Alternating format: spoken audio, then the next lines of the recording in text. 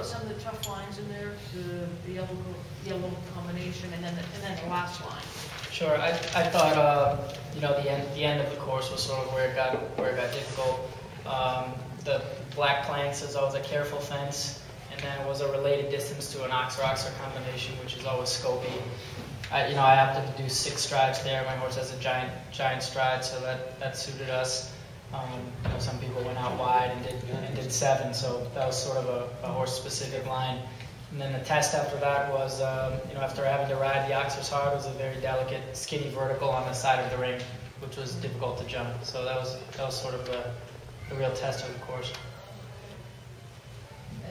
And in the jump off, once they announced fastest intermediate, did you kind of know you had it, if you could just go clear the rest of the way, or were you still pushing? I didn't even hear anything, to be honest, but I felt in my mind like I'd gone very fast at the beginning, and I wanted to have an option at the end that if I felt under the pace, I could do 7 to the last jump.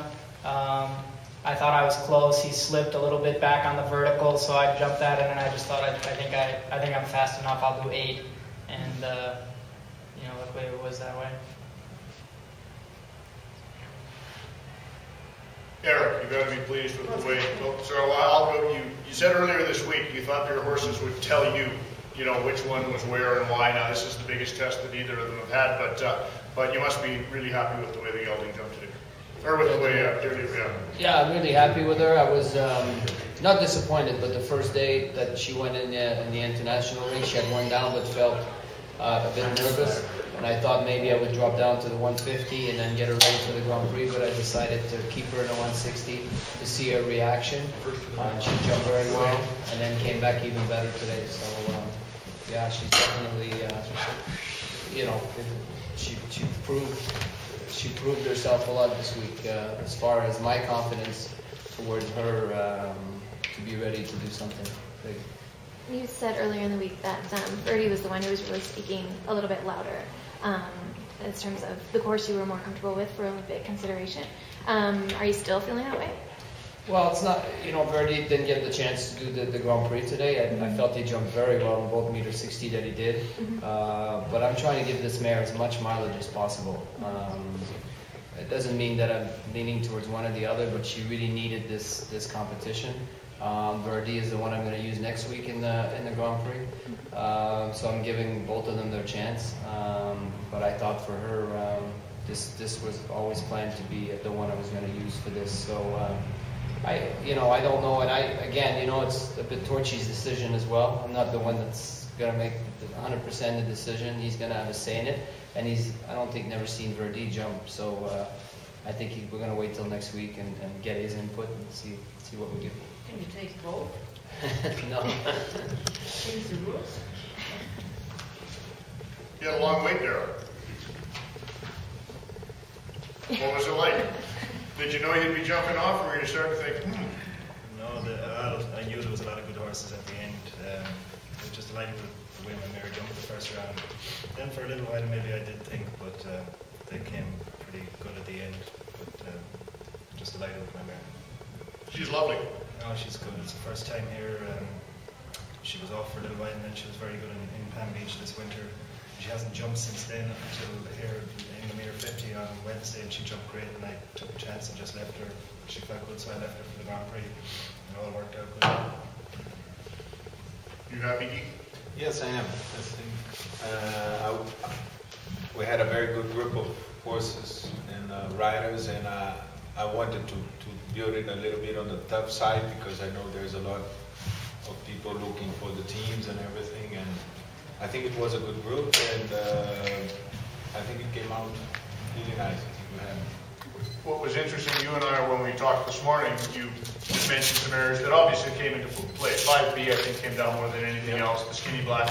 But then as people started to really focus on that, you saw other obstacles like 2 and 3, and it was like they were letting down their guard and really focused on the traps. Yeah, I always, as a course designer, you always want to have the false spread, and because that's a sign that the riders need to be paying attention to the whole course, concentrating on the whole course, and even if a jump's not very related to the other one, it's a consequence. So I think it worked out well in that way. Eric, did you know that you'd left the door open pretty much for Canada? Yeah, absolutely. It was more important Yeah, to go up there. well, Jan, who was always looking out for me at the in-gate, said that Darragh was double clear, but wasn't crazy fast. Then there was no other clear after that, so I didn't want to completely give him to him, but I knew that the time he would absolutely get. But the rails still, still need to be up in the cup, so you never know what happened. But I went what I felt was a competitive speed for my horse at this time, without taking any more risk than I have to. Yeah, Kent is one of the fastest riders around, and he knows his horse well. So. How do you compare in the 1/6 as second place versus a third place? You were saying being the week you had a third in Europe. I don't know if it's with this horse, but is there more satisfactory to finish second than a third in this class? Well, I think any double clear round in a Grand Prix is I think as a rider is rewarding, especially on a young horse. We all get up this morning wanting to go clear and to be part of the jump off. And I think if you are part of the jump off, you're sitting on a very good horse. And then when wherever you end up when the jump off is over, I think that you got to be happy with your horse, and there's something disastrous happen in the jump off. So the placing sometimes is as important as it is for ranking points and prize money. Sometimes we're very satisfied where we finish based on where our horse is at in his career. Kent, your horse jumped really great this week, and you must be feeling pretty confident going into the observation events next year. Yeah, my horse feels great. He likes it here. He's a big jumper, and this big field really suits him. A jump off like that where you can really let him go. It's hard to do him like in a small indoor ring or something. It's very difficult for him. But the outdoor jumping with big dimensions really suits my horse. He feels great, so we'll see what happens. So I've got to ask Darragh, when you know all of the sort of Olympic stuff is going on with Canada and the United States, and then Ireland goes out and posts a couple of clear rounds. Disappointing for the Irish right now, not being able to go to London. Yeah, You got some nice horses. Yeah, that's very disappointing.